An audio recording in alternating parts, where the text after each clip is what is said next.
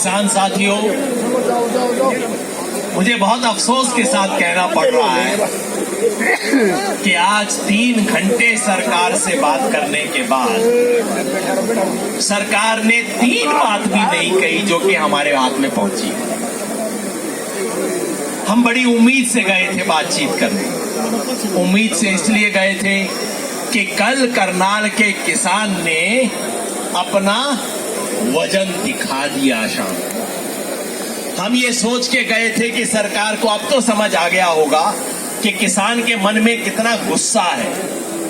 सरकार को अब तो समझ आ गया होगा कि उनके अफसरों ने जो काम किया वो किसी भी अफसर छोड़िए किसी भी साधारण कर्मचारी के करने लायक काम नहीं था। लेकिन जब हम बात में गए, सरकार वहीं की वहीं। अब आप पूछोगे 3 घंटा क्या हुआ? सारा टाइम बैठ के उसी बात की जलेबी बनाते रहे। आखिर में हमें कहना पड़ा कि भाई आप अपना टाइम भी वेस्ट कर रहे हो, हमारा टाइम भी वेस्ट कर रहे हो। हमें अपने साथियों से बात करनी है, हम तो अपने साथियों के पास जाएंगे। या जलेबियां सुनने का हमारे पास कोई टाइम नहीं है। किसानों की क्या मांग थी?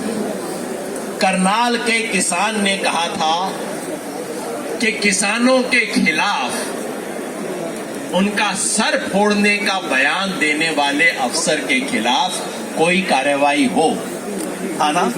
हमारी मांग थी। किसी भी सिस्टम में ये तो होना ही चाहिए।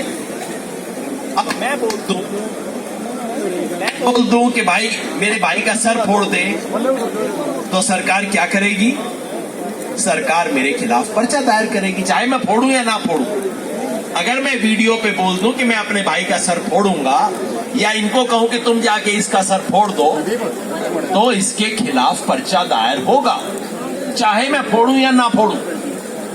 हमने कहा कि भाई इस अफसर का तो पूरी दुनिया ने देख लिया, इस पे तो कुछ कार्रवाई करो। हम चाहते थे 307 का मुकदमा दर्ज हो, 302 का मुकदमा दर्ज हो। वो तो छोड़ो, सरकार किसी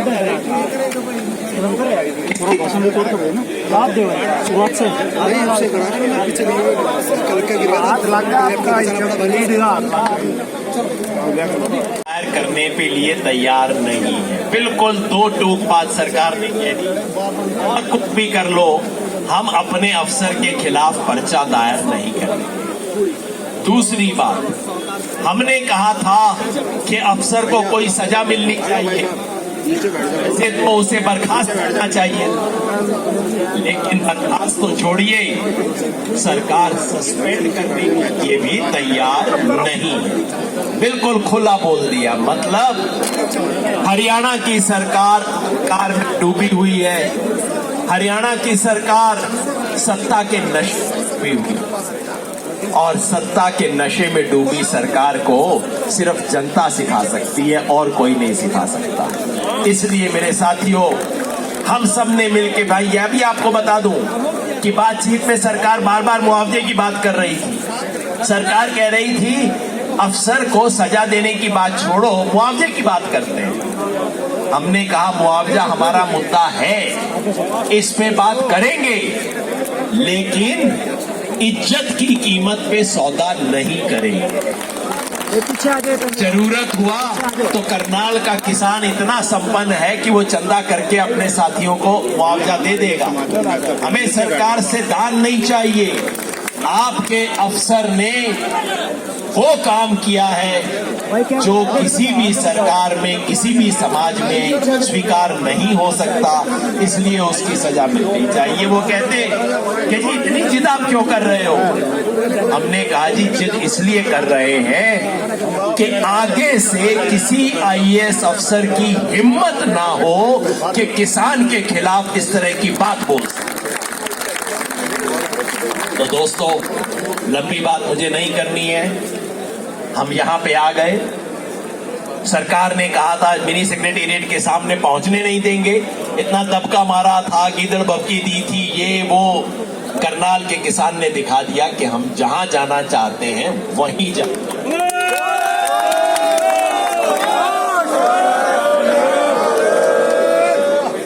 सरकार ने मीटिंग में कहा कि आप धरने को शिफ्ट कर लो, पीछे कोई ग्राउंड है वहां पे ले जाओ। मैंने कहा नहीं जी, ये तो हमने आपसे सीख लिया, मंदिर वही बनाएंगे, अब ये तो धरना यहीं पे लगेगा और कहीं नहीं लगेगा। उन्होंने कहा कि ये तो मिनी सेक्रेटेरिएट बंद हो गया।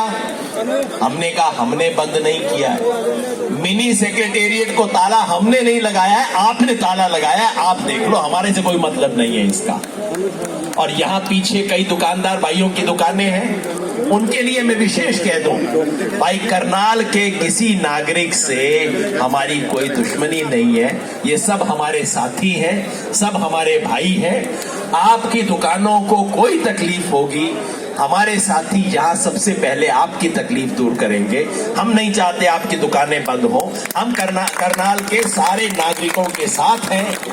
ये सेक्रेटेरिएट आने वाले आधे से ज्यादा तो किसान है भाई, हम उसको क्यों नुकसान पहुंचाएंगे? तो ये हमने बता दिया जी,